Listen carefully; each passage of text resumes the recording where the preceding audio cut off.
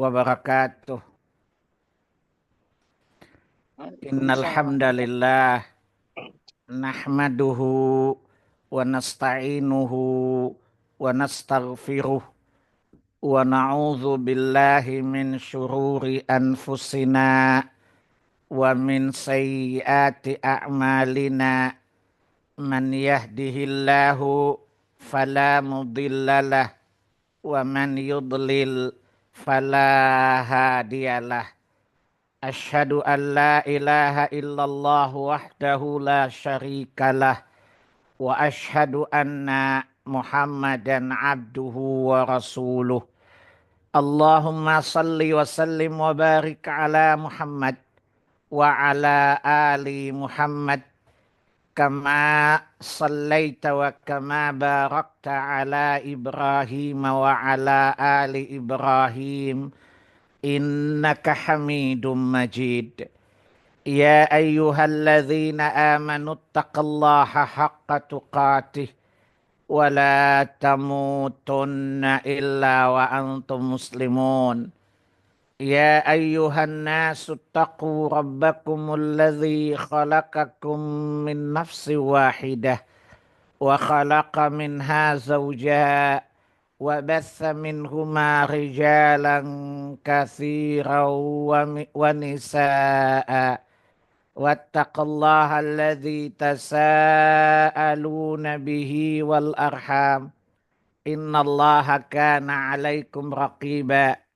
Ya ayyuhalladzina amanu taqullaha wa qulu qawlan sadida yuslih lakum a'malakum wa yaghfir lakum dzunubakum wa may yuti'illaha wa rasulahu faqad faza fawzan 'azima.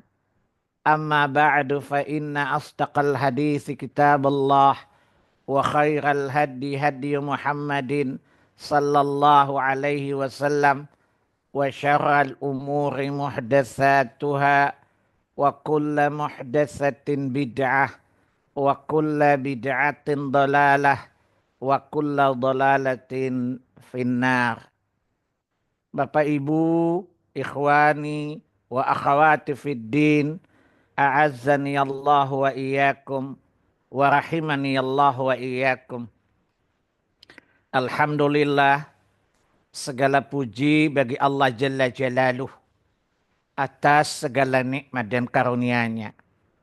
Semoga Dia zat yang maha lembut, yang maha kasih, mengaruniakan kepada kita sifat syukur itu. Karena ketahuilah, Allah memastikan dua hal sebagai janji yang pasti tertunaikan jika syarat-syaratnya telah kita penuhi. Janji yang pertama, Allah katakan, la in syakartum la azidannakum. Allah berjanji di surat ini, 14 Ibrahim, ayat yang ke-7, Dia pasti akan menambah nikmat itu. Yang kedua, di surat 4 An-Nisa 147, Allah menjanjikan tidak berkenan mengazab kita, tidak ingin menyiksa kita, menghukum kita, andaikan kita benar-benar bersyukur dan beriman kepadanya. Ma yaf'alullahu bi'azabikum in syakartum wa amantum. Bagaimana Allah mengazab kalian jika kalian benar-benar bersyukur dan beriman kepadanya. Maka mari senantiasa kita bersyukur dan juga menambah dan memperbaharui iman kita. Karena dua ini adalah jalan utama agar kita tidak disentuh oleh azabnya Allah Subhanahu wa ta'ala. Salawat dan salam atas junjungan kita Rasulullah sallallahu alaihi wasallam. Karena itu perintah Allah Jalla Jalaluh di surat 33 ayat yang ke-56. Innallaha wa malaikatahu yusalluna 'alan nabi. Ya ayyuhalladzina amanu sallu 'alaihi wa sallimu taslima. Allah di ayat tadi menyebutkan Pertama khabar, informasi. Yang kedua adalah perintah.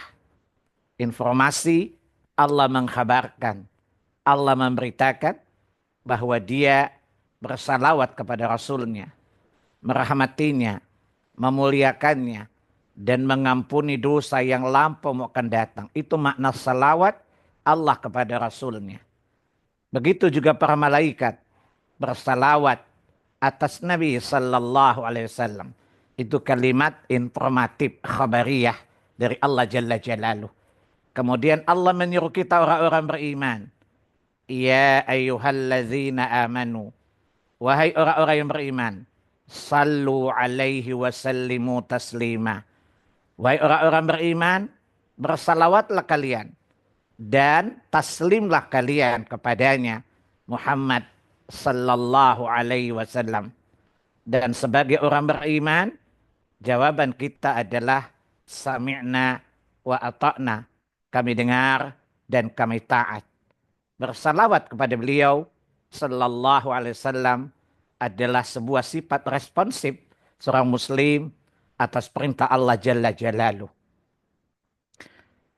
Bapak dan Ibu, ikhwani wa akhwati fid din, a'azzani Allah wa iyyakum wa rahimani Allah wa iyyakum. Insyaallah hari ini kita lanjutkan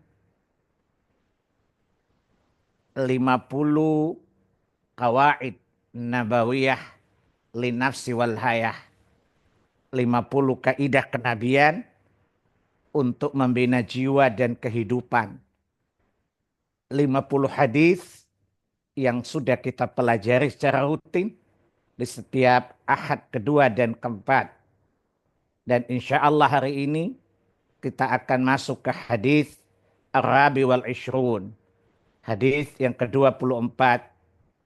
Barang siapa menipu, maka bukan termasuk golongan kami. Di lain riwayat, barang siapa menipu, maka dia bukan umatku. Dalam hadis Tirmizi. Bapak dan Ibu, rahimanillah wa iyyakum, jika ingin mengetahui hadis ini, maka takhrijul hadis, sumber hadis ini yang pertama, dapat Bapak Ibu jumpai dalam Sahih Muslim. Kitab Iman. Bab sabda Nabi sallallahu alaihi wasallam, siapa yang menipu kami. Hadis nomor 147. Yang kedua, Bapak dan Ibu dapat menemukan hadis ini dengan sedikit perubahan redaksi pada Sunan At-Tirmidzi, Kitab Al-Buyu, Kitab Jual Beli. Bab dimakruhkannya menipu dalam jual beli. Hadis nomor 1236. Yang ketiga, Sunan Ibnu Majah. Yang ketiga, Sunan Ibnu Majah, Kitab At-Tijarah, perdagangan. Bab larangan berlaku khianat dalam perdagangan. Hadis nomor 2115.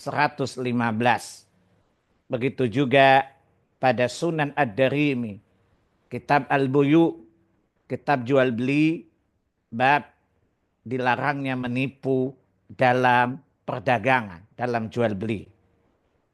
Lafaz hadisnya adalah An Abi Hurairah anna Rasulullah sallallahu marra ala subrah ya ta'amin fa adkhala yadahu fiha fanalat asabi'uhu balalan faqala ma hadha ya sahibut ta'am qal asabatus sama'u ya Rasulullah qal afala ja'altahu fawqa at-ta'am kiyarahu nasu man ghasya falaysa minni. Abu Hurairah radhiyallahu anhu beliau berkata, suatu hari Rasulullah melewati pasar, melewati sebuah kios lah kira-kira begitu.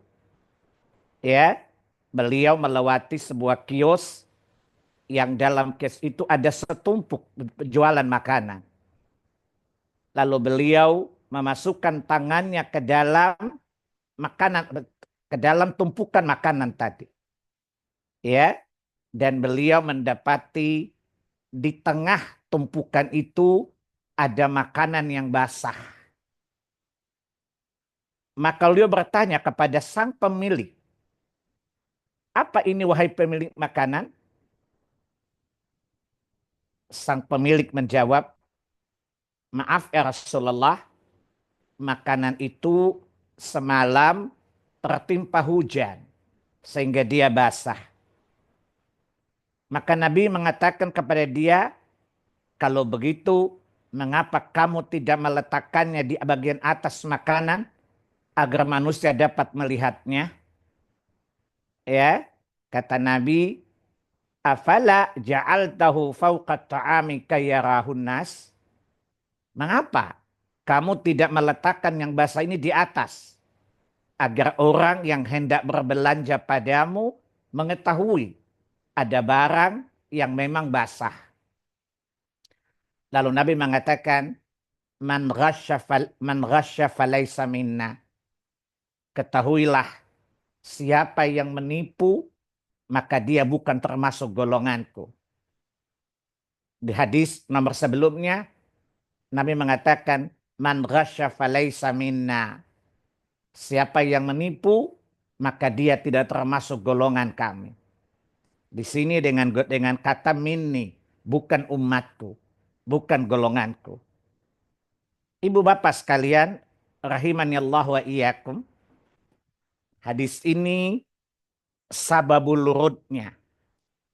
Jadi sababul urudnya kalimat yang menjadi poin kita adalah man ghasya falaysa minna au falaysa minni. Barang siapa melakukan penipuan, maka dia tidak termasuk umatku. Atau man ghasya falaysa minna.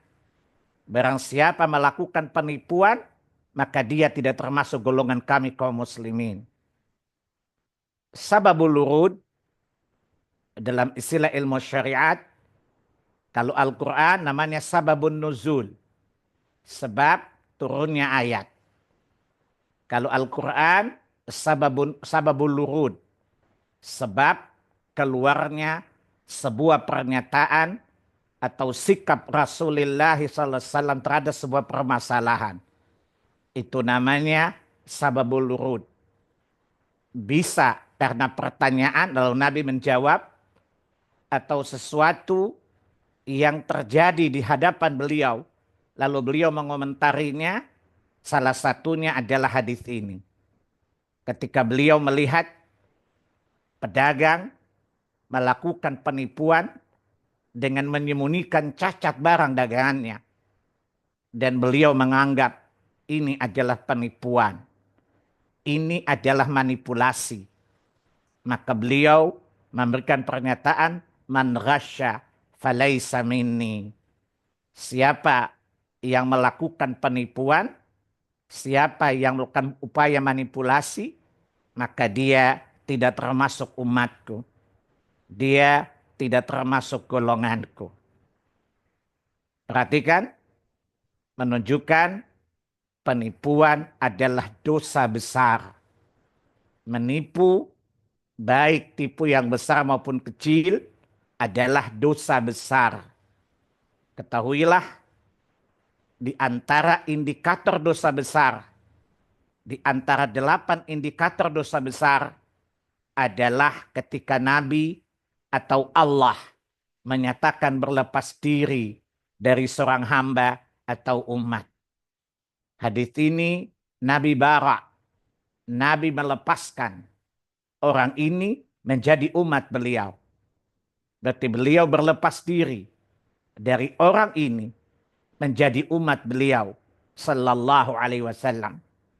Dan salah satu, saya ulangi, indikator dosa-dosa besar di antaranya adalah jika Allah dan Rasulnya menyatakan bara, berlepas diri dari hamba. Kalau Allah berlepas diri dari hamba, atau Nabi berlepas diri dari umat itu. Allah melepaskan umat itu dari agamanya, atau Allah Nabi melepaskan umat itu dari agamanya.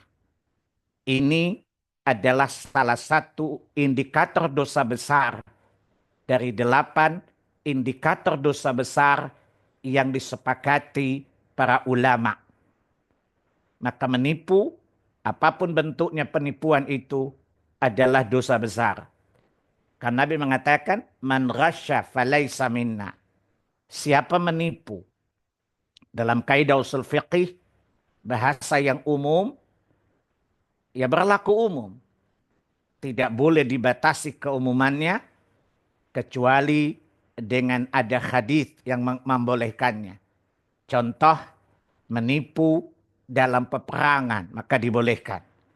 Imam Al-Bukhari, Muslim, dalam kitab jihad, bab dibolehkan melakukan penipuan dalam peperangan.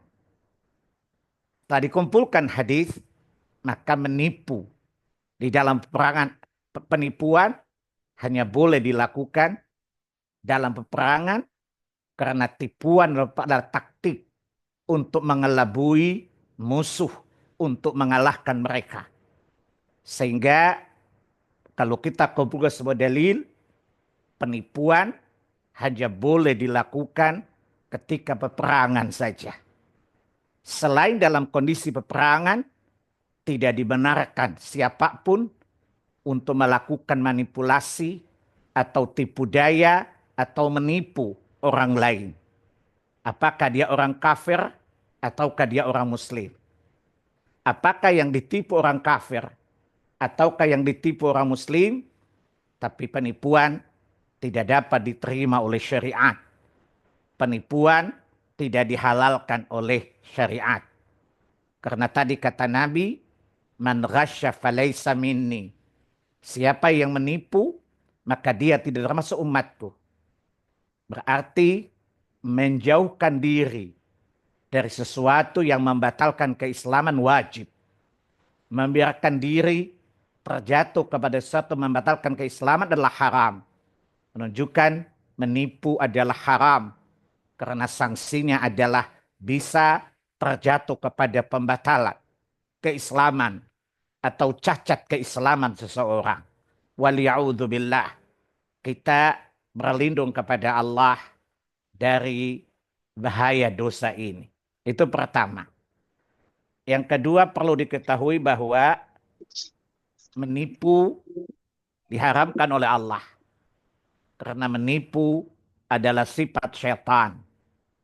Syaitan adalah yang pertama kali menipu. Dan Adam orang pertama tertipu sampai dia keluar dari jannah karena tertipu oleh tipuan iblis. Antum lihat surat 7 Al-A'raf ayat 20 dan 21. Cara iblis menipu Adam dengan kata-kata yang meyakinkan, dengan kata-kata yang sangat menarik. Bahkan iblis menyertai tipuannya dengan sumpah. Di surat 7 tadi, ayat yang ke-21, Allah ceritakan, wa qasamahuma inni lakuma laminan nasihin. Iblis bersumpah dengan nama Allah bahwa sungguh aku termasuk yang memberi nasihat kepadamu. Apa isi nasihatnya yang penuh tipu daya?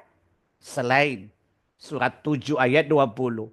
Antum bisa lihat surat 20 ayat 115. Apa kata iblis? Apa kata Allah menceritakan? Fawaswasa lahu syaitan. Qala ya Adamu hal adulluka ala syajaratil khuldi wa mulkin la yabla? Wahai Adam, mau enggak aku tunjukkan kepadamu pohon kekekalan? Maka kalau antum ditanya, pohon apa yang dimakan buahnya oleh Adam sehingga dia terusir dari surga? Katakan wallahu alam. Karena tidak ada satu ayat pun Allah menyebutkan nama pohon itu. Kalau ada mengatakan, oh namanya pohon khuldi, orang ini keturunan iblis. Karena yang menyebut syajaratul khuldi, pohon kekekalan, untuk melakukan bahasa penipuan, membuat Adam tertarik karena pohon ini menyebabkan dia terkekal, abadi, tidak lenyap, tidak punah. Bahasanya kamuflatif, bahasanya penipuan. Oleh karena itu, ketahuilah, sang penipu abadi adalah syaitan. Dan siapa menyerupai satu kaum, dia termasuk kaum itu. Dan kita sudah bahas hal itu. Siapa yang menyerupai tabiat satu kaum, dia termasuk kaum itu. Siapa menyerupai syaitan, maka dia adalah syaitan. Hanya saja dia syaitan dari golongan manusia. Karena jangan Anda membayangkan syaitan itu hanya golongan jin saja. Ada juga syaitan dari golongan jun. Golongan jun, saya dan Anda. Anda bisa lihat Allah menyebutkan bahwa setan itu ada dua jenis. Jun dan jin. Manusia dan jin. Surat 6 Al-An'am ayat 112. Jadi ketahuilah yang pertama kali melakukan penipuan adalah iblis, syaitan. Dan yang pertama tertipu oleh manipulasi iblis adalah Adam alaihi salatu wassalam. Maka Allah berkata kepada kita di surat yang keempat, ketujuh ayat 27. Agar kita tidak tertipu sebagaimana iblis pernah menipu bapak kita Adam dan ibu kita Hawa alaihi wassalam. Dan Allah di surat 24, surat An-Nur ayat 21, Allah khususkan kepada orang beriman. Ya ayyuhalladzina amanu la tattabi'u khutuwatis syaitan. Atau di surat 2 Al-Baqarah ayat 169. Ya ayuhan nasu kulu mimma fil ardi halalan tayyiba wa la tattabi'u khutuwatis syaitan. Maka kita haram mengikuti perbuatan syaitan. Karena sang penipu hakiki, sang penipu pertama adalah syaitan. Dan syaitan adalah penipu yang hakiki. Maka berkali-kali dalam Al-Quran mengatakan, fala tagurranakumul, dan jangan sampai kalian tertipu oleh syaitan. Maka jauhlah sifat itu. Kenapa Nabi mengatakan, man ghasya falaysa minna. Karena menipu adalah sifat iblis. Menipu adalah sifat syaitan. Dan tidak layak disandang. Tidak layak untuk dipanuti. Tidak layak untuk dicontoh oleh orang yang menyatakan beriman kepada Allah dan Rasulnya sallallahu alaihi wasallam. Tadi Al-Quran mengatakan, ya ayyuhalladzina amanu la tattabi'u khutuwatis syaitan. Wahai orang-orang beriman, janganlah kalian mengikuti langkah-langkah syaitan. Jadi sekali lagi, sang penipu pertama adalah iblis. Dan penipu ya adalah sifat syaitan, sifat iblis. Dan siapa menyerupai dia, maka termasuk dia juga. Maka Nabi mengatakan, laisa minna au laisa minni. Waliya'udzubillah. Kita berlindung kepada Allah dari bahaya terbebas atau terlepas dari ikatan keumatan Muhammad sallallahu alaihi wasallam. Pelajaran yang ketiga, perlu kita imani bahwa menipu adalah sebuah bentuk kezaliman. Kezaliman dilarang oleh Allah Jalla Jalaluh. Allah mengharamkan kezaliman pada diri Allah. Dan Allah mengharamkan kezaliman pada kita. Antum bisa lihat contoh larangan berbuat zalim. Misalnya di Quran surat 2 ayat 181. La tadhlimuna wa la tuzlamun. Jangan kamu menganiaya orang lain. Dan jangan kamu mau dianiaya. Karena menipu itu bentuk kezaliman. Dan kezaliman adalah perkara yang diharamkan oleh Allah Subhanahu wa taala seperti ayat yang saya sebutkan tadi. Atau antum lihat dalam Sahih Muslim Kitab perbuatan-perbuatan zalim. Bab larangan berbuat zalim. An Abi Dzarrin anin Nabi sallallahu alaihi wasallam fima rawa anillahi azza wa jalla. Abu Dzar meriwayatkan dari Nabi sallallahu alaihi wasallam dan Nabi sallallahu alaihi wasallam meriwayatkan dari Allah tabaraka wa taala. Ya, annahu qal, kata Nabi, sesungguhnya Allah Jalla Jalalu berfirman, ya ibadi, wahai hamba-hambaku, inni haramtu zulma ala nafsi. Sesungguhnya aku mengharamkan kezaliman atas diriku. Wa ja'altu bainakum muharrama fala tadzalamu. Dan aku menjadikan kezaliman itu sesuatu yang diharamkan di antara kalian. Maka janganlah kalian saling berbuat zalim antara satu dengan yang lain. Tidak secara akal kita dapat menerima bahwa pengkhianat, ya saya ulangi, penipuan, perbuatan menipu adalah pengkhianatan. Pengkhianatan adalah kezaliman. Dan kezaliman, pelajaran yang keempat, adalah kegelapan pada hari kiamat.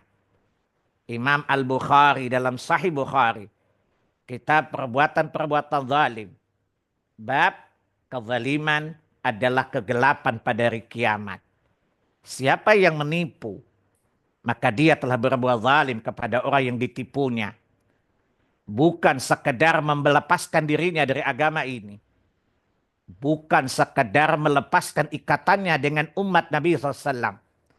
Tetapi juga ada ancaman dia akan mendapatkan kegelapan di mahsyar saat dia bertemu Allah Jalla Jalaluh. Sebagaimana hadis an Abdullah bin Umar radhiyallahu anhu anna Nabi SAW qala, dari Abdullah bin Umar bin Khattab, semoga Allah meridai keduanya. Dia berkata dari Nabi sallallahu alaihi wasallam, beliau berkata, az-zulmu zulumatu yaumal qiyamah. Kezaliman akan mendatangkan kegelapan pada hari kiamat.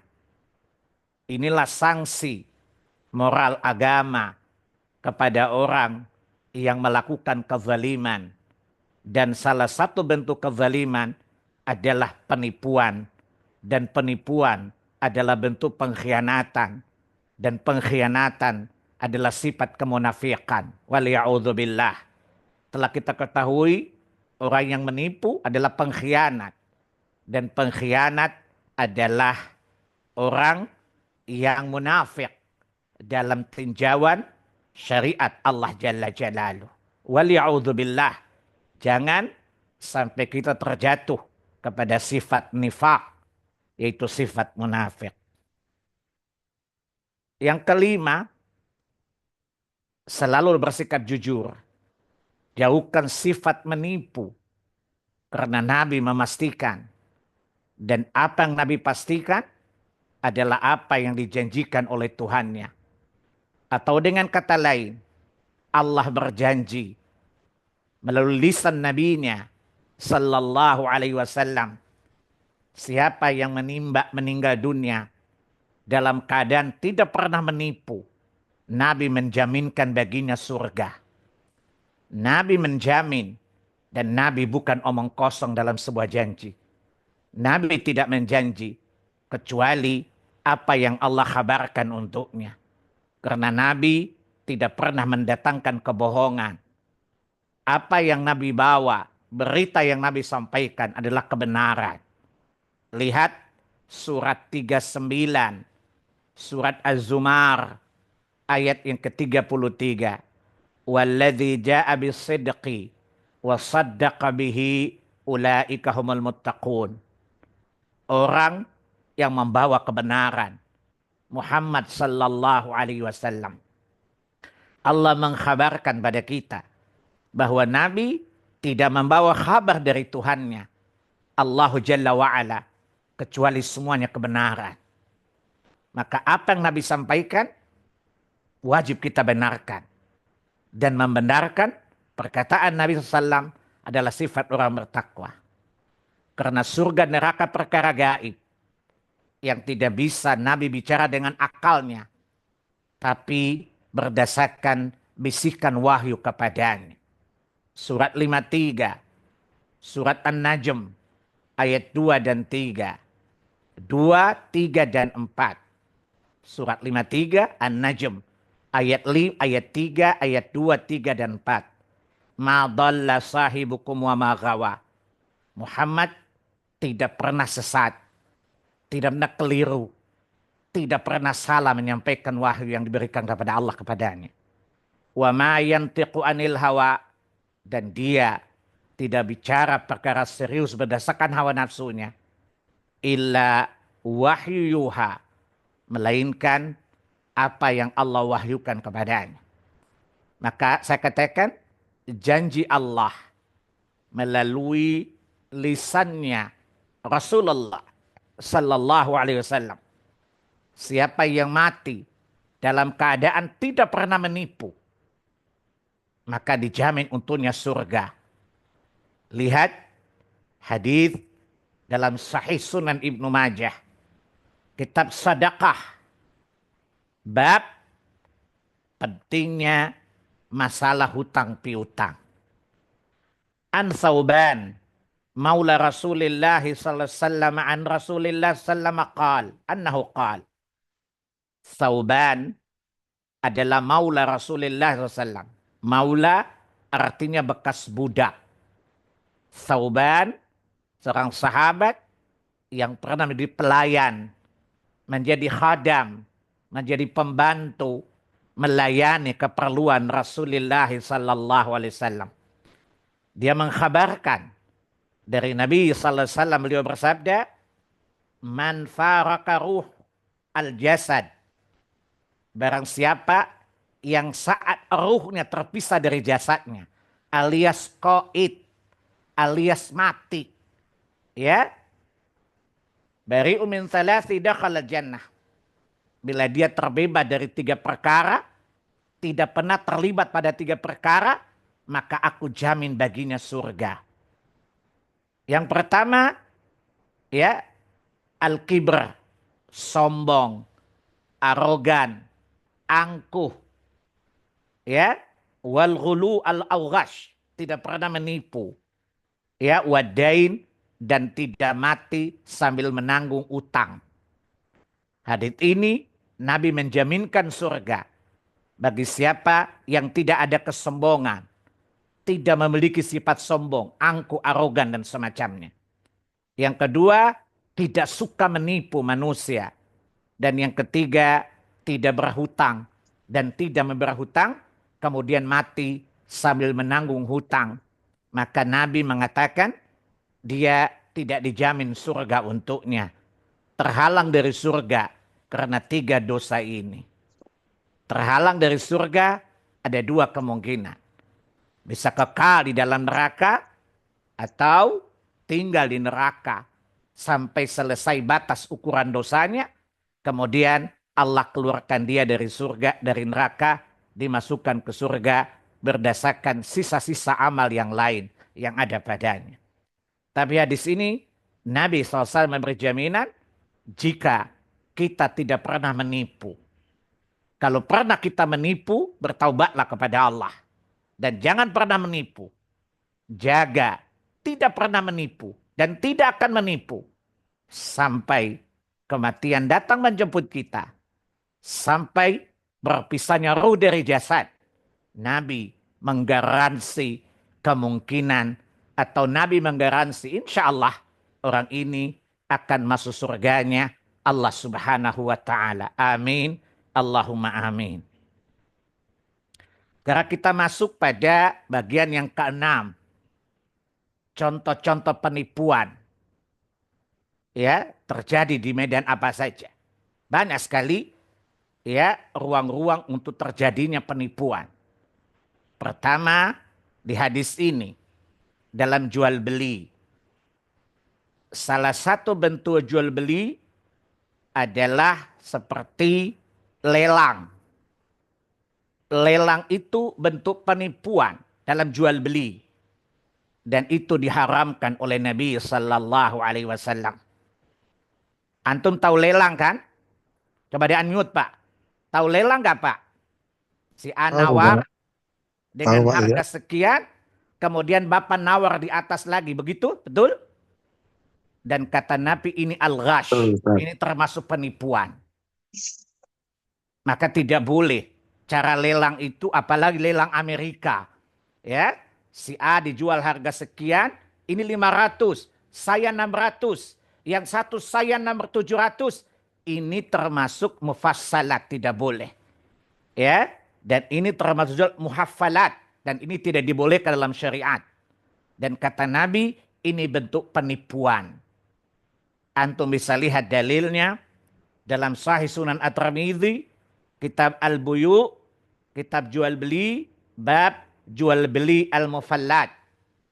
Ya, ya lelang tadi. Ya, maka ini termasuk kata Nabi bentuk penipuan untuk menipu penipu. Ya, lalu satu mengungguli yang lain dalam kompetisi harga. Dan kata Nabi, ini adalah bentuk penipuan. Ini salah satu contoh menipu dalam perdagangan. Ya, selain tadi menyembunyikan, tidak menyebutkan kualitas barang. Coba antum lihat bagaimana para sahabat Ridwan sangat menjaga hal-hal. Ya, seorang tabi'in bernama Hasan Al-Bisri. Ketika dia menjual kambingnya kepada seseorang, dia mengatakan kepadanya, ya kepada orang yang membeli, aku ingin beritahu cacat kambingku ini, dombaku ini. Apa itu? Ya, dia kalau makan, dia suka memain-mainkan makanannya dengan kakinya. Dia mengaduk-aduk dulu makanannya dengan kakinya, baru dia makan. Itu cacat binatangku ini. Itulah contoh para tabi'in, salafus saleh. Tidak ingin menipu orang yang dia berjual beli dengannya. Ini tidak, padahal logika kita ini bukan cacat barang kan. Tapi beliau tidak ingin menyembunyikan. Dalam ini cacat barang. Ini cacat binatang menurut dia. Menurut beliau. Rahimahullah ta'ala. Maka beliau menyebutkan cacat barang yang hendak beliau jual. Seorang sahabat, seorang tabi'in yang lain, ketika menjual budak wanitanya kepada seorang pembeli, dia berkata kepada penjual pembeli, budak ini pernah muntah darah dan itu cacat pada barang daganganku ini. Ditanya, dia kan sudah sembuh. Iya sudah sembuh. Tapi dia pernah ngalamin itu. Dan bagi saya itu cacat barang. Sehingga saya jelaskan kepadamu. Karena saat ini ada tipuan, ada ghash, ada hulul dalam penjualan ini. Apakah kondisi moralitas ini masih terjaga hari ini? Wallahi sangat sulit kita dapatkan di hari ini. Betapa banyak para pedagang di toko-toko, bahkan barang daluarsa pun dijual. Hampir tidak pernah kita mendapatkan pedagang yang jujur. Dan kata Nabi dalam Sahih Bukhari, kitab Al-Buyu, jika pedagang mereka jujur dalam perdagangan, maka Allah pastikan dagangan mereka mengandung keberkahan. Tapi hari ini mengharapkan para pedagang jujur sangat sedikit. Maka tidak heran semakin kaya tidak mendatangkan keberkahan pada rumah tangga mereka. Karena harta-harta mereka jauh dari keberkahan. Karena dicari dengan cara yang manipulatif. Tidak jujur dan penuh dengan tipu-tipu. Waliya'udzubillah. Semoga Allah menyelamatkan kita dari keburukan akhlak semacam ini. Begitu juga ya pemimpin yang menipu rakyatnya. Contoh ketika menjadi calon presiden menjanjikan ini dan itu. Padahal dia tahu bahwa dia tidak mampu melakukannya. Tetapi untuk menarik simpati dan untuk meyakinkan rakyatnya, dia janjinya gombal. Ini penipuan. Dan pemimpin semacam ini dipastikan oleh Nabi tidak akan masuk surga. Ya, atau dia berpidato berapi-api. Padahal dia tahu bahwa dia tidak akan mentuntaskan pekerjaannya. Contohnya, saya akan kejar sampai di Antartika para koruptor. Sementara di antara kita juga banyak koruptor, didiamin aja. Di sekitar dia banyak koruptor, banyak menko-menkonya koruptor. Tapi apa kata bapaknya nih? Saya akan kejar sampai ke Antartika. Pertanyaannya, ngapain ke Antartika? Di antara kita juga banyak korup kok. Gak usah gombal dah. Nah, ini termasuk bentuk penipuan.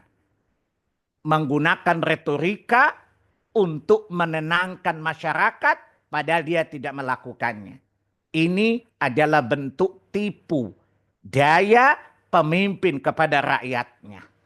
Tapi kalau pemimpin benar-benar bisa mentuntaskan koruptor itu dari Antartika sampai antara kita, maka itu namanya dia menepati janjinya. Maka dia bukan penipu. Tapi kalau cuma sekedar gagah-gagahan pidato saja, tidak terimplementasikan, ini bentuk penipuan. Dan jika dia mati dalam kondisi seperti ini, dipastikan oleh Nabi, dia tidak akan masuk surga. Antum lihat dalam Sahih Al-Bukhari, Kitab Al-Hudud, bab siapa yang mengurusi urusan rakyat dan lantas tidak melaksanakan dengan baik. An Ubaidillah bin Ziyad, ada Ma'qil ibnu Yasar fi mardil ladzi mata fih. Faqala lahu Ma'qil, inni muhaddithuka hadithan sami'tuhu min Rasulillah sallallahu alaihi wasallam. Sami'tu an-nabiy sallallahu alaihi wasallam yaqul.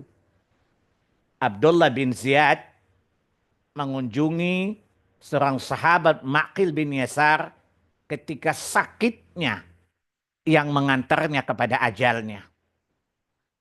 Lantas Ma'qil berkata kepada Abdullah bin Ziyad, duduklah di sampingku. Aku akan mengatakan kepadamu sebuah hadis yang aku dengar dari Rasulullah sallallahu alaihi wasallam bersabda, ya, ma min abdin istar'ahu Allah ra'iyatan falam yakhutha ya binasihatin illa lam yajid ra'iyatil jannah.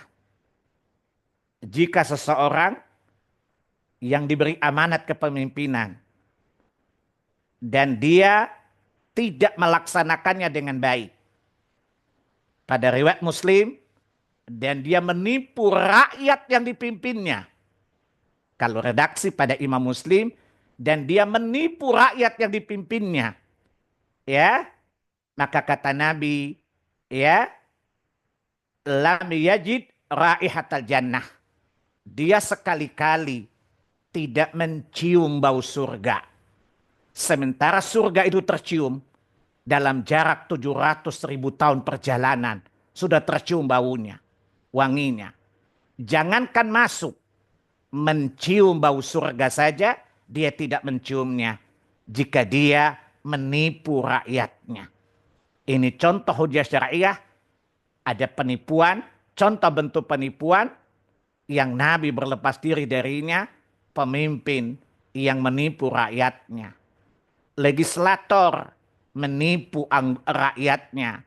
Dan hari ini kita pertontonkan banyak sekali politisi-politisi yang tipu-tipu. Ya, yang banyak sekali melakukan rekayasa retorika, tapi semuanya hanyalah tipu daya saja. Semoga Allah menghilangkan kebaikan-kebaikan mereka kepada kita. Dan semoga Allah melepaskan dosa-dosa kita kepada mereka atas kezaliman mereka terhadap kita. Atau Allah memberi hidayah kepada mereka. Karena jika mereka baik, insya Allah urusan umat ini baik. Maka berdoalah kepada dua keadaan tadi. Kalau mereka, semoga Allah berhidayah kepada mereka, tidak berbuat zalim, tidak menipu. Jika mereka jujur, kebijakan akan baik. Kebijakan baik, kemaslahatan bagi umat manusia banyak. Tapi andaikan mereka tidak mendapat hidayah dan tetap di atas kezaliman, maka berdoalah kepada Allah. Semoga dosa-dosa kita terpikirkan di bahu-bahu mereka. Dan kebaikan-kebaikan mereka terpindahkan ke bahu-bahu kita. Karena orang berbuat zalim akan terkompensasi dengan amal-amal kebaikan mereka. Jika tidak cukup, maka akan diambil dosa-dosa orang dizalimi, dipindahkan kepadanya. Wal ya'udzubillah. Yang ketiga, penipuan dalam urusan agama. Para da'i, para ustadz yang faham agama, tapi biasanya otaknya bil fulus kullu syai'in tembus, bila fulus kullu syai'in mampus. Untuk mendapatkan simpati orang kafir, ayat-ayat Allah dipelintir. Ya, ini juga termasuk penipuan dalam agama. Quran dipelintir, Quran dimanipulasi, Quran disembunyikan, dirubah maknanya. Ini termasuk penipuan. Dan saya pernah menjelaskan di forum ini, manusia yang paling besar dosanya melebihi dosa syirik adalah ulama yang khianat dalam ilmu. Dan dosanya tidak akan diampuni Allah sampai dia memperbaiki kerusakan yang ditimbulkan oleh pengkhianatannya itu. Dosa syirik paling besar, tapi dampaknya kecil. Kebohongan ulama, penipuan ulama membawa dampak pada dosa yang banyak, termasuk syirik.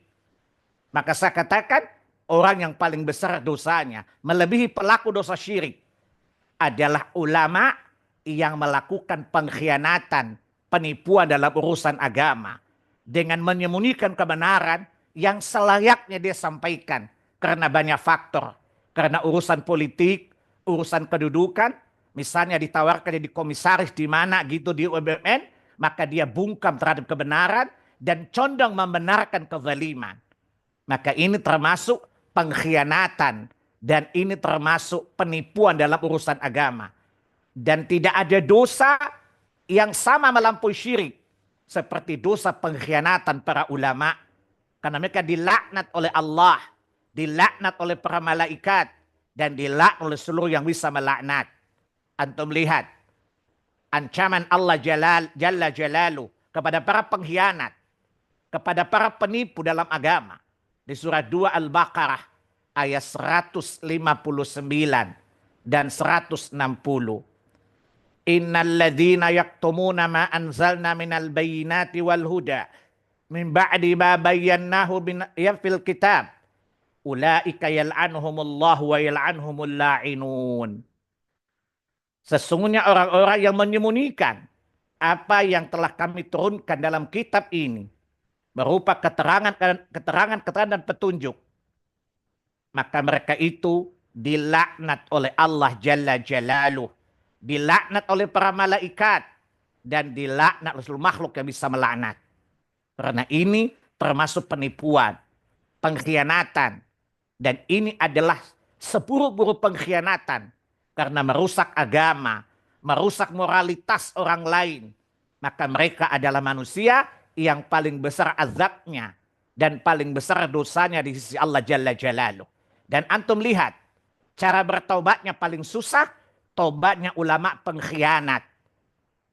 Ulama pengkhianat semacam ini, pembohong semacam ini, kalau dia mati, tidak pernah memperbaiki keadaan yang dirusakkan oleh fatwa-fatwanya, maka dosanya tidak diampuni Allah Jalla Jalaluh. Antum lihat di ayat 160. Illal ladzina tabu wa aslahu wa bayyanu. Kecuali orang yang bertaubat, melakukan perbaikan setelah kerusakan ditimbulkan oleh ceramahnya, oleh fatwanya, oleh keterangannya, oleh nasihatnya. Kemudian dia tabayun, mengklarifikasi, menjelaskan kesalahan berfikirnya dulu, kesalahan ceramahnya. Dan antum lihat berapa banyak kiai sampai mampus tidak pernah memperbaiki kesalahannya. Mereka para penipu semacam ini dilaknat oleh Allah Jalla Jalaluh, dilaknat oleh para malaikat, dilaknat oleh seluruh bisa melaknat. Maka saya katakan ini dosa, dampak kejahatannya lebih besar daripada syirik kepada Allah Subhanahu wa taala. Karena para ulama yang khianat, yang menutupi kebenaran, menipu umat yang bodoh, dampaknya bisa jatuh kepada syirik dan segala jenis dosa diperbuat. Karena haram bisa menjadi halal karena tipu-tipu kiai, tipu-tipu ustadz yang memanfaatkan kebodohan umat untuk mencari dunia dari hasil tipu-tipu tadi. Waliya'udzubillah. Ini termasuk ranah lingkup penipuan dalam dimensi agama. Kemudian yang berikutnya, menipu di ranah peradilan, di ranah hukum. Banyak sekali pengacara melakukan penipuan. Jaksa melakukan penipuan. Hakim juga menipu, manipulasi hukum. Ini tipu-tipu namanya. Sampai saya kadang-kadang berguyon.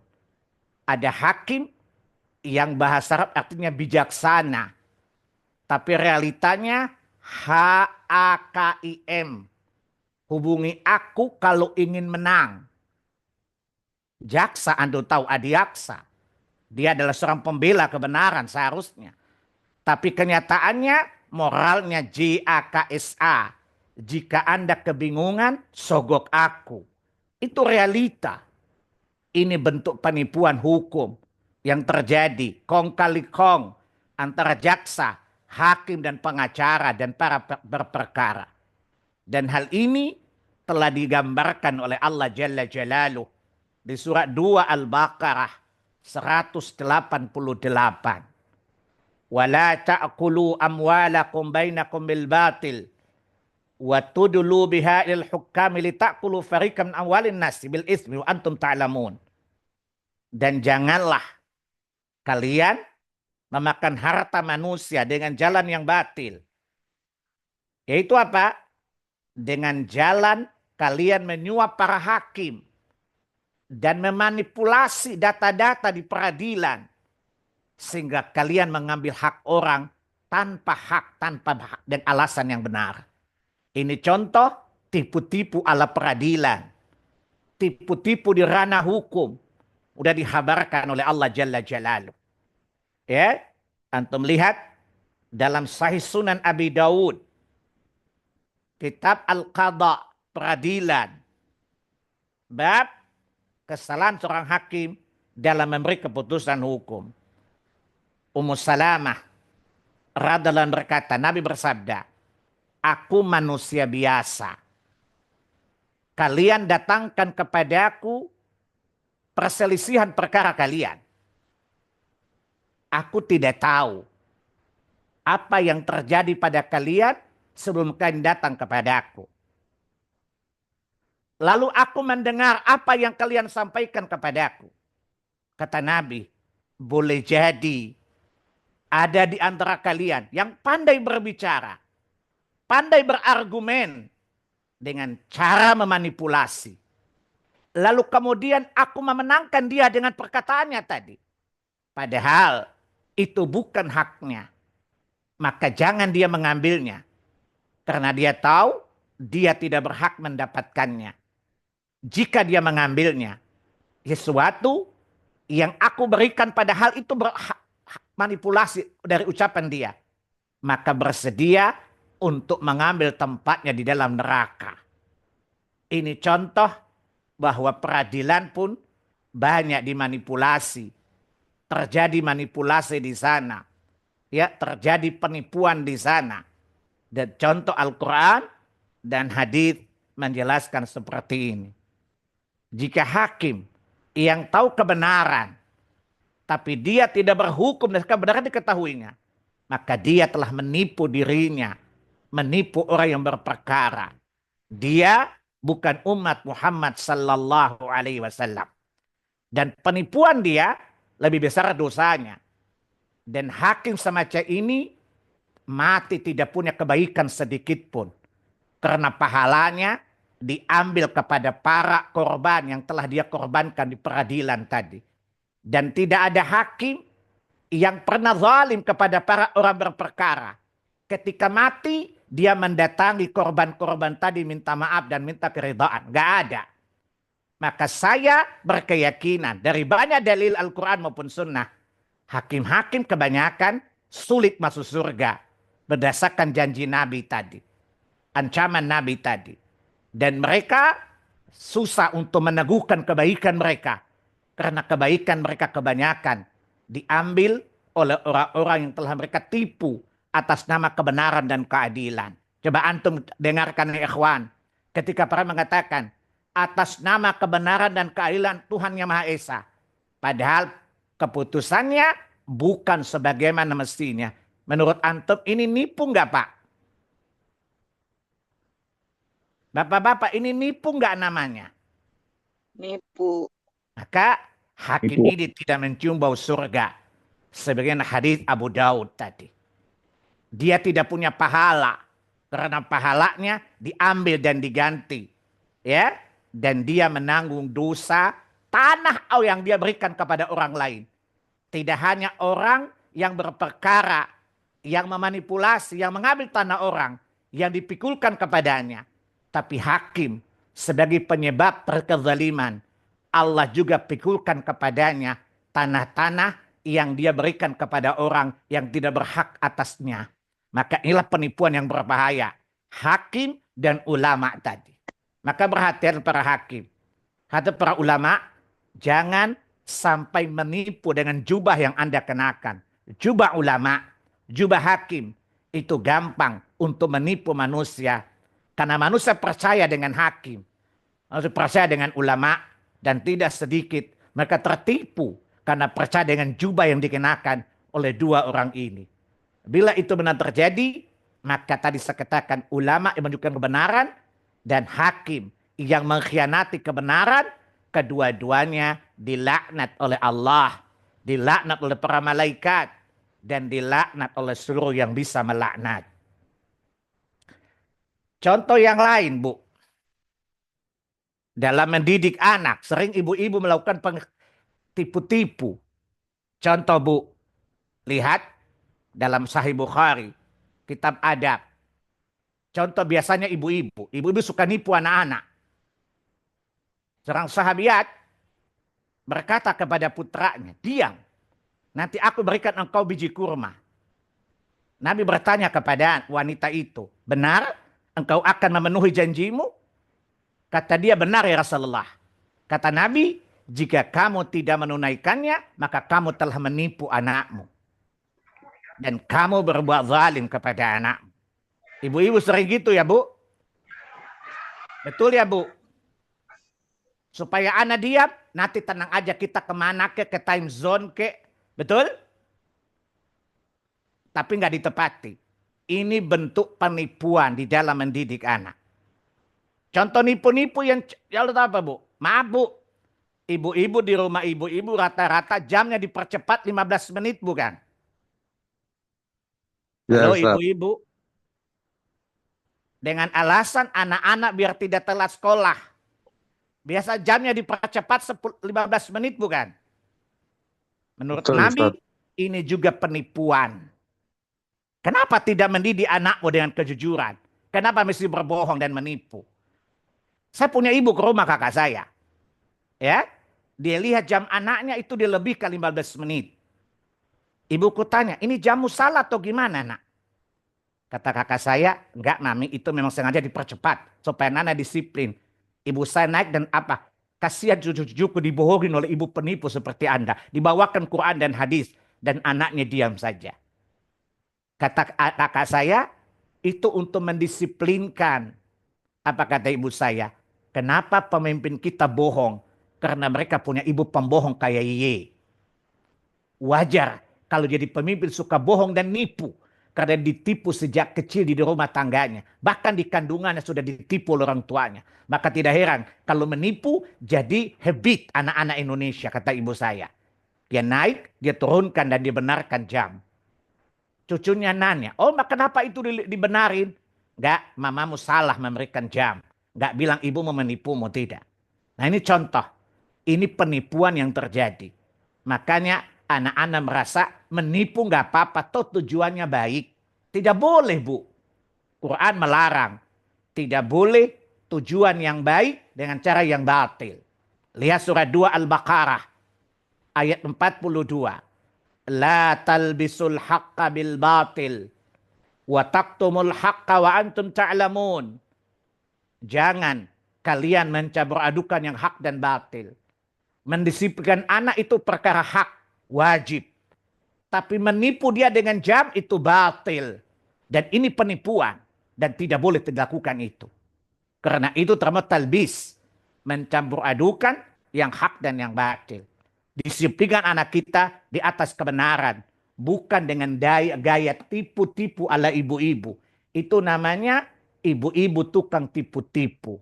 Ibu saya menjelaskan kepada anak perempuannya, "Ye tahu nak, imam itu berasal dari kata ummah dalam bahasa Arab.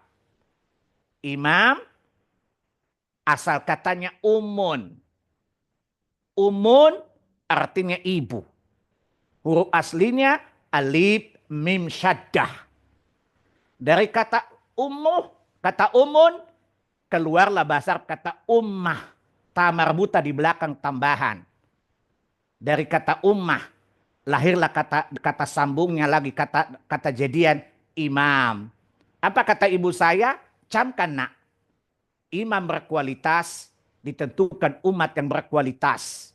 Dan umat berkualitas ditentukan oleh ibu yang berkualitas.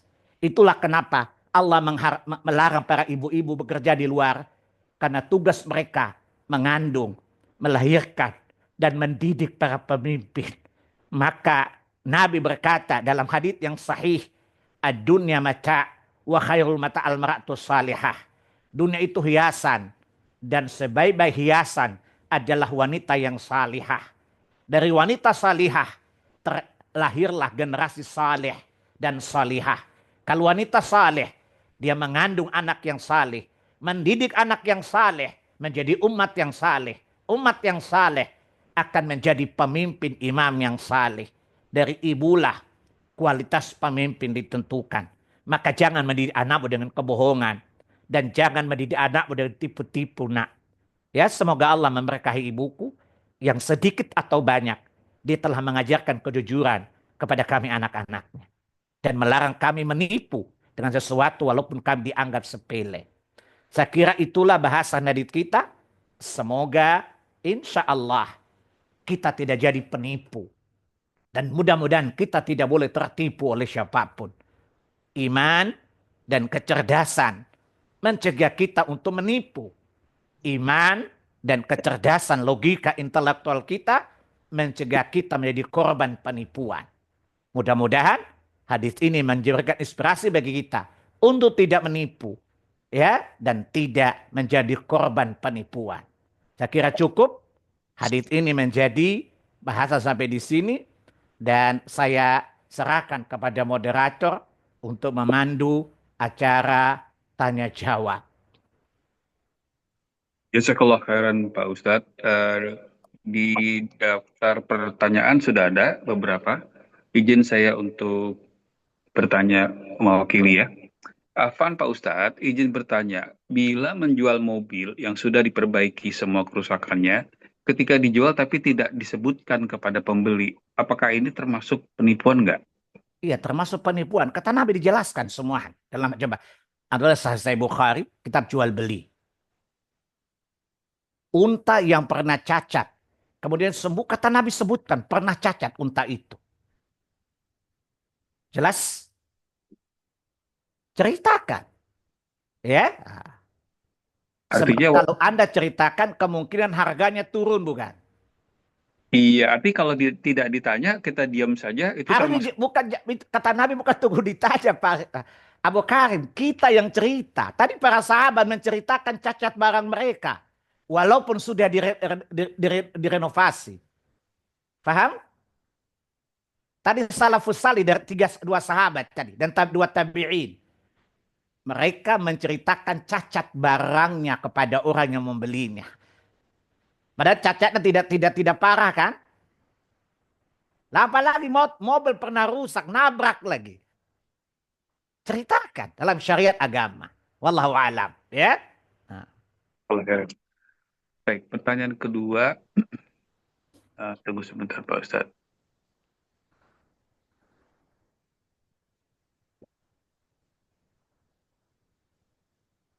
Oke, ada yang menanyakan, Assalamualaikum Pak Ustadz. Tadi disebutkan bahwa Rasulullah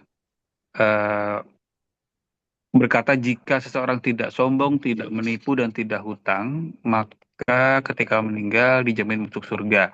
Adapun yang disebutkan Adapun yang akan ditanyakan, bukankah semua muslim atau mungkin mukmin di sini maksudnya, ya, kelak pada akhirnya akan masuk surga juga, Pak Ustadz? Apakah yang dimaksud masuk surga di sini adalah dengan tanpa azab, tanpa singgah Iya, dulu ke neraka? artinya boleh jadi dengan tidak ada penghalang tadi imannya sempurna. Bayangkan kalau antum sholatnya baik, puasanya bagus. Saya tanya sama antum.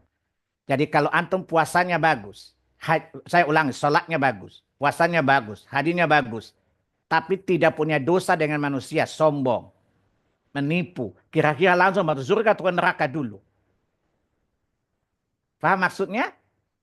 Karena sholat antum bagus, semuanya bagus, tapi nipu manusia, amalmu diambil gak kepada manusia? Kira-kira go to hell dulu nggak Pak Abu Karim? Iya, iya, Pak. Logikanya gitu kan? Sebab urusan kita hablum minan nas bukan? Dengan Allah baik. Tapi tiga tadi urusan dengan manusia bukan? Kesombongan, menipu, dan berhutang. Hak-hak anak Adam bukan? Jelas?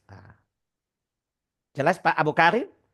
Eh, Antara yang muslim dan mukmin tadi, Pak Ustadz. Artinya tuh kalau Ya, maksudnya kalau dia tadi mukminnya agamanya bagus, tidak punya urusan dengan manusia, dia berkata tadi, kira-kira masuk neraka dulu atau langsung masuk surga? tergantung Allah lah. Nah, berarti insya Allah logikanya masuk surga dulu kan?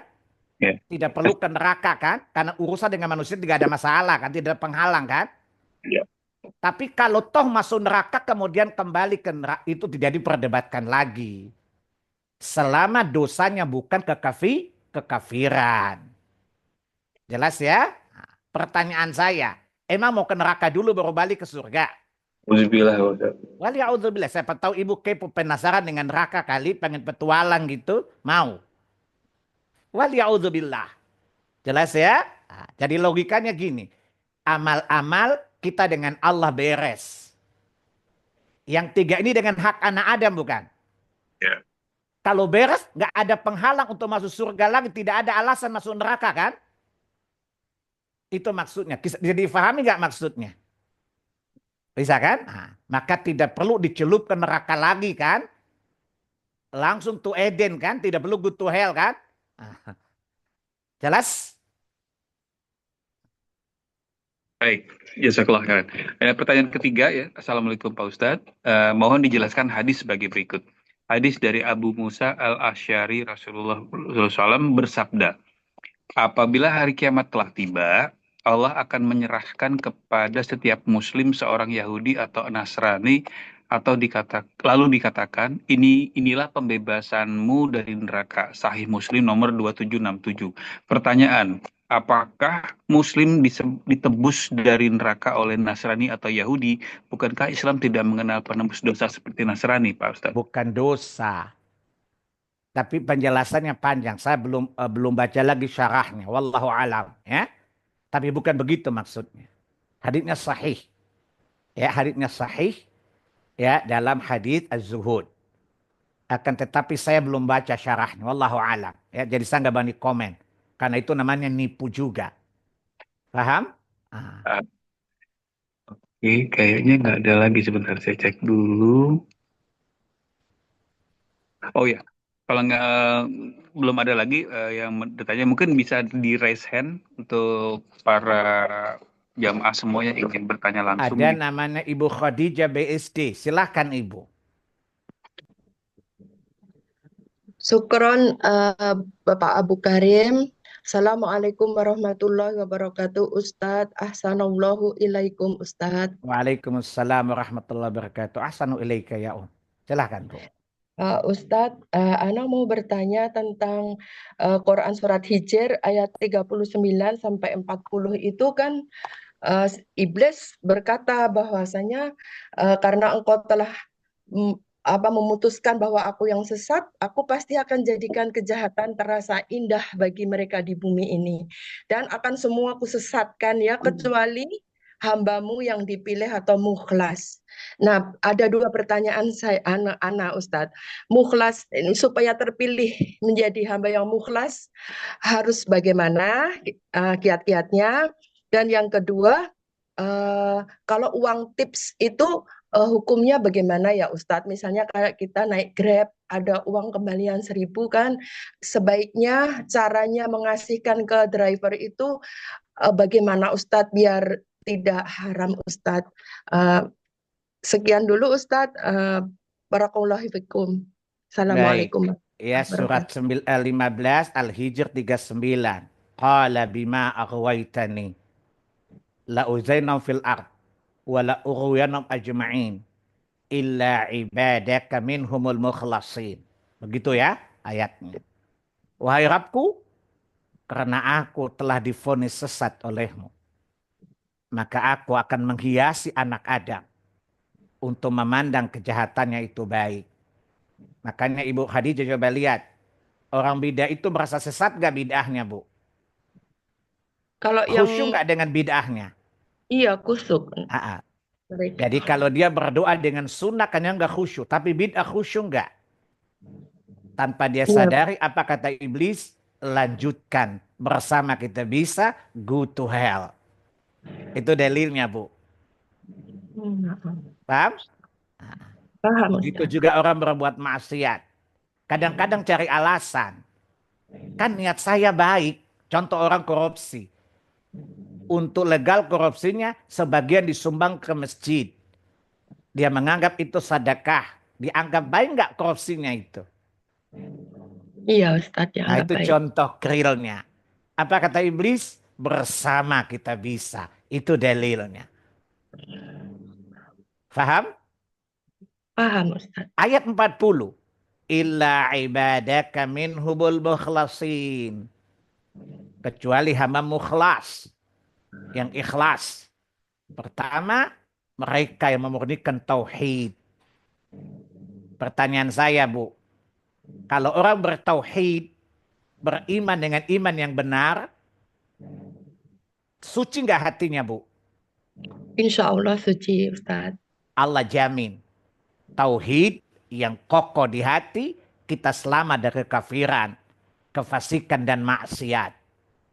Pertama murnikan tauhid dengan ilmu dan keyakinan. Maka iman menyinari hati kita, kita selamat dari maksiat yang diancamkan oleh iblis tadi. Lihat surat 49 Al-Hujurat ayat yang ke-7. Walakin Allah habbaba ilaikumul imana wa zayyanahu fi qulubikum wa karraha ilaikumul kufra wal fusuqa wal isyan. Akan tetapi Allah menjadikan kalian mencintai keimanan. Ikhlas yang pertama adalah iman tanpa dicampuri syirik. Syirik. Surat yang ke-6 ayat 82. Itu ikhlas, bersih dari syirik. Faham? Kalau Paham Ustaz. iman bersih dari syirik dan iman mewarnai hati, tidak ada keinginan bermaksiat kepada Allah Jalla Jalaluh. Tidak ada keimanan, tidak ingin berbuat fasik kepada Allah Subhanahu wa taala. Kekafiran, kefasikan, maksiat itu yang iblis hiasi kita memandang baik. Faham Ibu?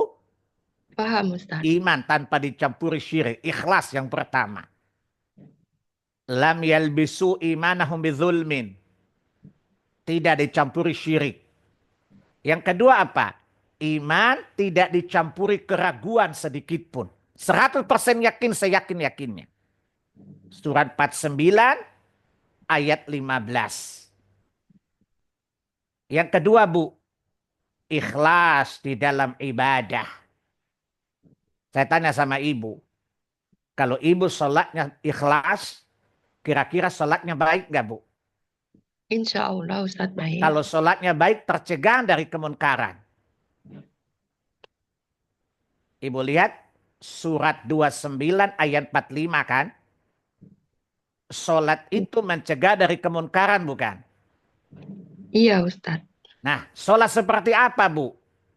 Sholat yang ikhlas karena Allah. Sholat yang dibangun di atas sunnah Nabi SAW. Ikhlas dan di atas sunnah itu sholat yang baik. Mencegah kita dari kemunkaran. Dan ibu tahu kemunkaran asalnya dari mana, Bu? Dari syaitan. Surat 24 Ayat 21 saya sudah singgung tadi. Wa may yattabi khutuwati syaitan innahu ya'muru bil fahsya'i wal munkar. Barang siapa mengikuti langkah syaitan, syaitan menyuruh dia berbuat fahisya dan munkar. Dia berzina, dia menganggap aman-aman saja, nikmat. Dia LGBT, dia menganggap itu perbuatan itu sesuai hak dasar, hak asasi manusia. Dianggap baik nggak, Bu? Iya, Ustadz. Coba Ibu lihat pembela-pembela LGBT. Itu kan hak asasi. Itu iblis bilang apa? Lugu banget gitu loh. Lanjutkan bersama kita bisa. Astagfirullah. Dan kemudian dia menyuruh kemunkaran. Dan salah satu protek dari kemunkaran, kualitas ibadah yang bagus, sholat bukan? Iya, Sholat Ustadz. seperti apa menjadi alat protektif? Ikhlas karena Allah Jalla Jalaluh dan sholat di atas sunnah. Diyakinkan Allah tadi. Inna salata tanha anil fahsya'i wal munkar. Setan itu mengajak kepada fahsya dan munkar bukan? Iya, Ustadz. Salah satu protes sudah iman apa? Sholat yang didasarkan di atas iman, di atas ikhlas dan di atas sunnah. Sholatlah yang dapat memprotek hati dari pengaruh syaitan, fahsya dan munkar tadi. Jelas, Bu? Jelas, Ustadz. Alhamdulillah. Jelas ya? Jelas, Illa Alhamdulillah. ibadaka minhumul mukhlasin. Pertama, ikhlas, tauhid tanpa tercampur syirik. Yang kedua, menjaga keikhlasan dalam setiap ibadah. Maka insya Allah hati kita terjaga dari keinginan berbuat maksiat. Yang lahir apa? Kebencian. Tadi surat 49 kan? Ya, 4 ayat 7. Yang ada apa? Kebencian kepada maksiat. Kebencian kepada kefasikan. Kebencian kepada kekafiran. Dan 3 ini tipu daya syaitan bukan? Iya, Ustadz. Ini fahisya dan munkar bukan? Iya, Maka Ustadz. cegah dia dengan ikhlas dalam tauhid. Kemurnian tauhid. Tidak ada ternodai oleh syirik. Ya, karena apa kata Allah di surat berapa? 39. Ayat ketiga. Ya, walillahi dinul khalis. Sesungguhnya milik Allah agama yang bersih dari syirik. Ikhlas, bersih dari syirik. Yang kedua apa? Ibadah ikhlas. Ibadah inilah yang mencegah kita memprotek dari gangguan syaitan, fahsya wal munkar tadi. Jelas, Bu? Jelas, Ustadz. Alhamdulillah. Kalau yang uang tips tadi bagaimana, Ustadz, hukumnya? Kalau Ustadz? orang yang sudah digaji seperti pegawai negeri, aparat negara tidak boleh dikasih tips. Itu riswah namanya. Adapun swasta kalau Anda nambah tidak masalah. Anda menambah melebihi keringatnya tidak masalah. Faham? Oh, paham, Ustadz. Barakallahu fiik, Ustadz. Wafikum Syukron. Assalamualaikum barakallah. warahmatullahi wabarakatuh. Waalaikumsalam. Pertanyaan selanjutnya ada 4 kira-kira Pak Ustadz, masih cukup nggak waktunya Pak? Kita bikin cepat aja Pak. Silakan. Sampai jam 6 masih bisa. Insya Allah. Karena jam 6.20 kan maghribnya. Baik Pak Ustadz. Silakan. Baiklah. Pertanyaan selanjutnya, izin bertanya Pak Ustadz. Tadi saya melihat di YouTube ada satu keluarga yang tertimpa musibah, suaminya meninggal dunia dan proses jenazahnya dibakar oleh keluarga besar pihak suami, padahal suaminya Muslim. Yang jadi pertanyaan, sebenarnya siapa yang berhak untuk memberi keputusan pihak keluarga suami atau istri? Karena si istri berteriak kepada anaknya bahwa papinya Muslim. Karena sang anak dituntun keluarga ayahnya untuk membakar jasad ayahnya. Ya tentu ini perlu dilaporkan kepada keamanan. Ini pelanggaran hak. Ya, itulah kalau keluarga jauh dari agama. Sehingga anak laki-lakinya memblek tadi. Ya semoga Allah mengampuni mereka karena ketidaktahuannya. Jelas ini dosa besar. Ya, tapi semoga Allah mengampuni mereka dan dekati keluarga itu. Kalau Anda punya akses, minta mereka bertaubat kepada Allah Jalla Jalaluh. Ya, kalau mereka dibuat tekanan paksaan, maka semoga Allah memaafkan mereka. Ya, wallahu a'lam.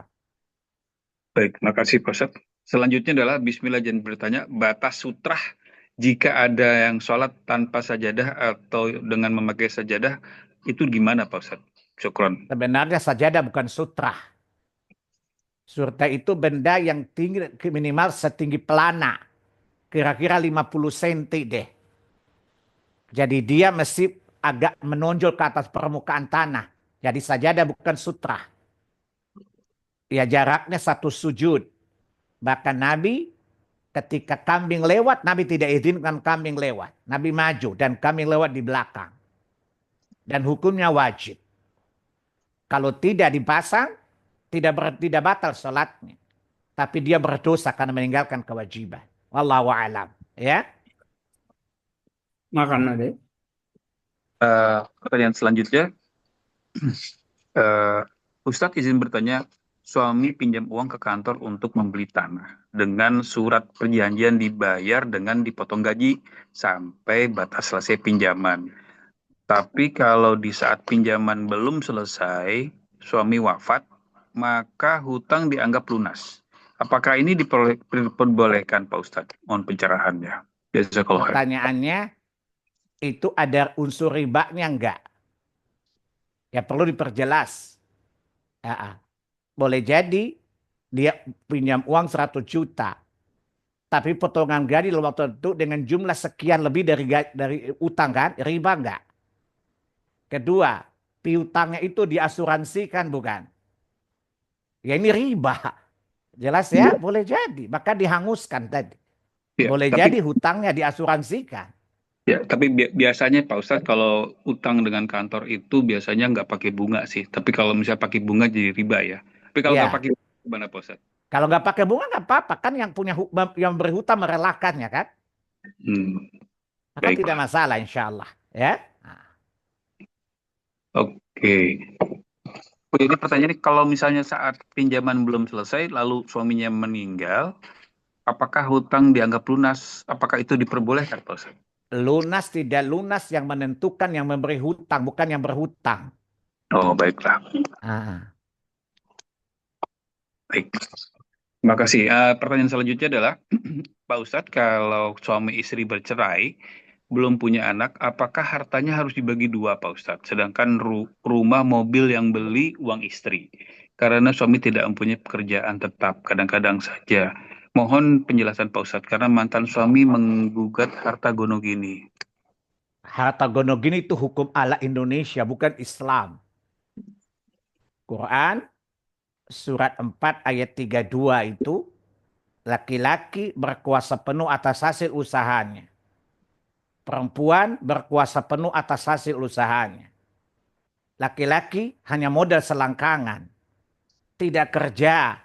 Kok bisa-bisa harta gono gini dibagi bagaimana? Wong tidak punya jasa. Aneh kan? Dan itu adalah hukum konfilasi Islam yang tidak ada dasar syariatnya. Wallahu a'lam. Ya. Baik, terima kasih Pak Ustadz. Pertanyaan selanjutnya adalah, saya menanggung hutang akibat penipuan.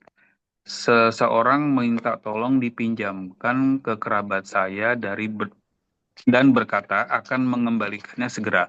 Namun setelah setahun, 2 tahun tidak kunjung membayar. Saya belum ada kemampuan untuk membayar hutang-hutang tersebut, katanya.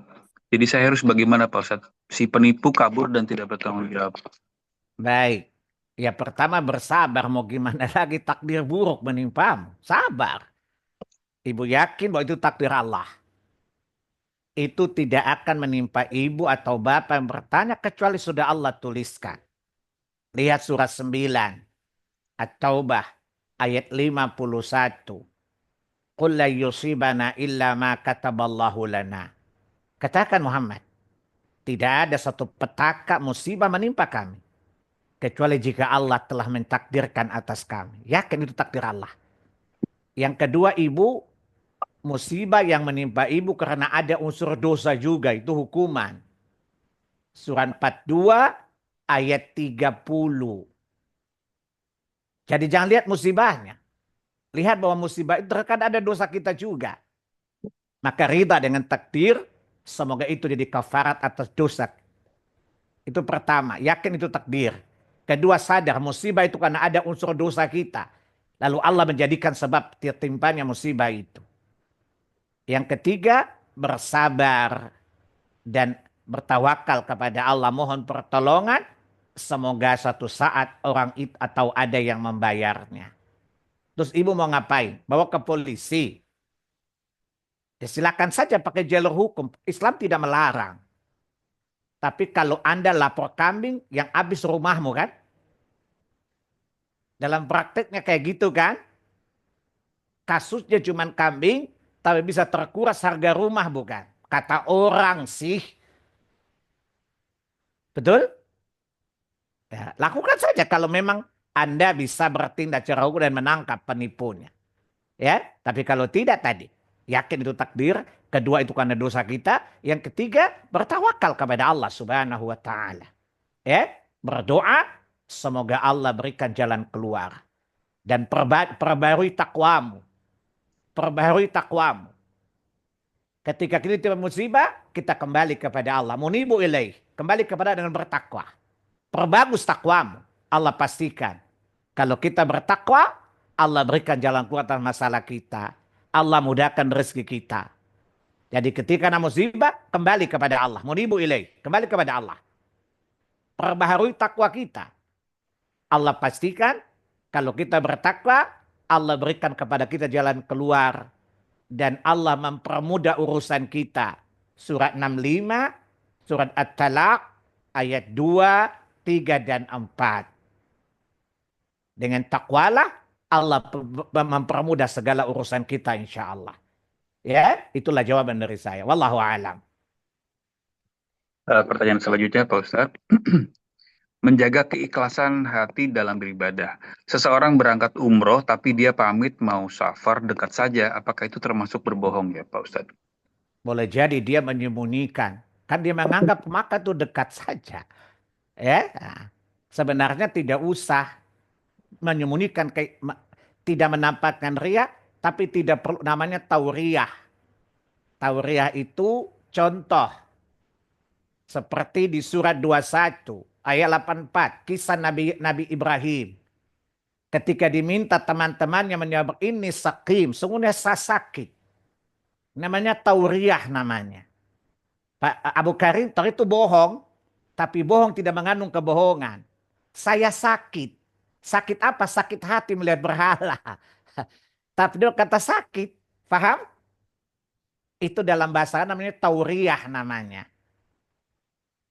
Contoh Abu Karim diundang bid'ah. Saya sibuk. Atau saya nggak enak hati. Tidak enak dengan bid'ah bukan? Paham?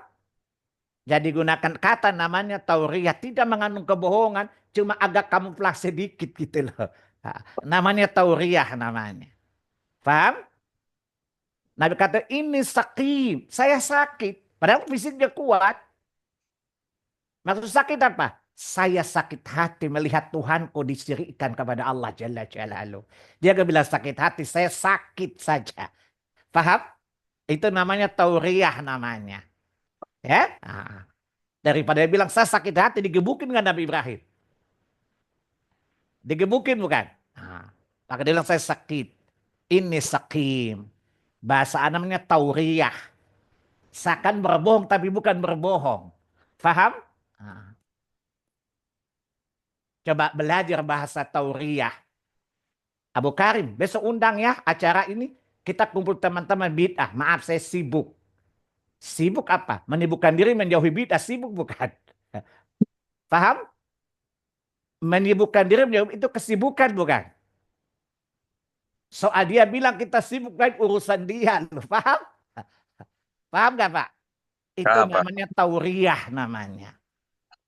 Paham? Nah, jadi belajar bahasa tauriyah seperti dia berbohong. Paham? Kalau saya kadang-kadang gak suka tauriyah sih belak-belakan. Saya punya teman orang kafir Ambon. Meninggal. Dia bilang begini, Om Lim, tolong doakan dia ya. Mau doa kemana? Tuhan dia sama saya beda. Mau doa kemana? Berdoa pakai Tuhan dia, saya kafir. Berdoa ke Tuhan saya gak kenal dia. Bagaimana berdoa? Nah, kadang-kadang saya gak suka basa-basi ya. Tapi saya kira Abu Karim gak punya keberanian kayak saya kan. Maka pakai bahasa tauriyah saja. Faham? Pak. Kadang-kadang teman saya Kristen bilang, Ustadz tolong didoakan ya. Nggak bisa, beda manifest saya bilang. Dia tidak mendapat advokasi dalam kaidah Islam. Supaya dia tahu Islam tidak ada ruang abu-abu. Jelas ya? Tapi kalau kita nggak bisa menyampaikan cara gitu karena lebih banyak tidak enaknya. Saya yakin Abu Karim lebih banyak perasaan daripada logika kan? Lebih banyak nggak enaknya kan? Maka bahasa tauriah saja. Ya, saya sedang mau safar. Mau safar mana? Ada di safar ke luar negeri. Arab luar negeri bukan? Kalau tidak ingin sampai ada riak misalnya. Paham? Ah. Jelas Bu Abu Karim dan Bapak Ibu yang bertanya. Ya, Ya. wallahu alam. Ada dua pertanyaan lagi yaitu satu lagi nih, izin bertanya Pak Ustadz, doa-doa dan zikir apa bila ibu sedang mendampingi anak yang sedang kritis di rumah sakit karena kecelakaan? Syukran Pak Ustadz. Ya Mohon doa. tentu berdoa kepada Allah seperti salah satu doa. Ya tentu Allah sembuhkan seperti doa rukyah ketika sakit. Allahumma shfi, ya, ya Allah Maha Penyembuh, sembuhkan dia dan semacamnya. Yang kedua atau berdoa dengan doa Ibnu Majah dalam kitab jenazah. Apa yang kita lakukan ketika orang yang sedang sakit keras? Maka doalah kepada Allah. Hadis sahih. Ya Allah, saya lupa kalimat Arabnya. Ya Allah, jika kehidupan lebih baik untuknya, maka permudahkanlah kesembuhannya. Jika kematian itu baik untuknya, maka mudahkan dia dalam kematian di atas kebaikan ya Allah. Itu wasiat Nabi kalau kita melihat orang sangat kritis seperti itu. Ya lihat dalam Sahih Sunan Ibnu Majah, kitab jenazah. Ya doa kepada orang yang sakit keras. Wallahu alam. Ya. Oke Pak Ustadz, ini ada yang pertanyaan selanjutnya yaitu Pak Ustadz ingin bertanya, apa beda tauriah dan takiyah? Ya, Kalau syukur. takiyah itu Syiah. Itu bohong takiyah itu. Takiyah itu artinya menyembunyikan untuk menipu seperti orang Syiah. Kalau ketemu Sunni ngaku-ngaku Sunni. Itu namanya takiyah. Takiyah itu nipu. Nah penipu itu takiyah itu. Dan itu akidah Syiah. Adapun tauriyah bukan takiyah, beda. Wallahu alam, ya. Ini mungkin yang terakhir Pak Ustadz, terkait dengan pengumuman Pak Ustadz mengenai eh, paket sembako untuk bulan Ramadan, apakah bisa diulang yang minggu lalu Pak Ustadz? Oh, baik, Bu. Baik, sudah terbesit di pikiran saya. Bagi Bapak dan Ibu, insya Allah seperti tahun-tahun sebelumnya, kita ketahui bersama bahwa tidak semua umat Islam itu dilapangkan rezekinya oleh Allah. Ada dipersempit oleh Allah. Ya. Dan siapa yang mempermudah orang lain dalam kesulitan, Allah permudah dia dalam kesulitan juga. Siapa menghilangkan beban, Allah hilangkan bebannya juga. Rawah Bukhari dan Muslim. Ya, seperti biasa, setiap tahun ada 1.000 paket sembako. Saya namakan pangan Ramadan ya, pangan orang miskin di bulan Ramadan. Dengan target keluarga, suami istri dan 2 anak. Kebutuhan pangan sebulan. 25 kilogram beras dan pertelannya. Yang kalau dikalkulasi semuanya 500.000. Jadi satu paket 500.000 Bu. Sampai hari ini yang masuk baru hanya 10 paket. Ya masih jauh dari harapan. Jadi saya ulangi Bapak Ibu, mari kita memasuki Ramadan dengan membantu orang miskin. Dan salah satu amalan Ramadan itu sedekah. Dan sedekah termasuk amalan yang utama. Lihat surat 35. Fatir ayat 29 dan 30. Dan Nabi lakukan itu 3 amal ini paling banyak di bulan Ramadan. Membaca Quran, salat sunnah, dan memperbanyak sedekah. 3 amalan andalan Nabi di bulan Ramadan. Surat 35, Fatir ayat yang ke-29 dan 30. Maka mari kita bersedekah kepada orang yang punya kesulitan. Semoga Allah mempermudah kita dan menjauhkan kesulitan. Pangan Ramadan itu satu paket satu keluarga 500.000. Bagi bapak dan ibu ingin memberikan donasi, dapat mengirim ke Bank Muamalat. Bank Muamalat nomor rekeningnya 30 1000 1862. Saya ulangi, Bank Muamalat 30 1000 1862. Kalau sudah, Bapak dengan izin Allah sudah mentransfer donasinya, mengkonfirmasi ke nomor saya, WA saya. 0813 2000 2009. 0813 2000 kemudian 2009. Contoh Muzedina, namanya Abu Karim. Muzedina pangan Ramadan untuk orang miskin misalnya. Ya, jadi saya ulangi, satu paket 500.000. Donasi dapat dikirim ke Bank Muamalat. Nomor rekeningnya 30 1000 1862. Ya, kemudian bisa konfirmasi ke nomor WA saya 0813 2000 2009. Atas ihtimamnya, perhatiannya, saya ucapkan jazakumullah khairan. Semoga Allah membalas Anda dengan yang lebih baik dari yang telah Anda berikan. Baik, saya kira cukup kajian kita hari ini. Kita akhiri dengan kafaratul majelis. Subhanakallahumma wa bihamdika asyhadu an la ilaha illa anta astaghfiruka wa atubu ilaik. Dan saya tunggu transferannya insyaallah. Ya. Billahi taufiq wal hidayah. Wassalamualaikum warahmatullahi wabarakatuh. Waalaikumsalam warahmatullahi wabarakatuh. Jazakallah khairan Pak Ustaz. Waalaikum jami'an Ibu Bapak. Jazakallah khair Pak Ustaz. Wa iyyakum. Jazakallah khair Ustaz. Pak Ustadz, izin di-upload ke YouTube boleh nggak Pak Ustadz? Udah mati. Ustaz sudah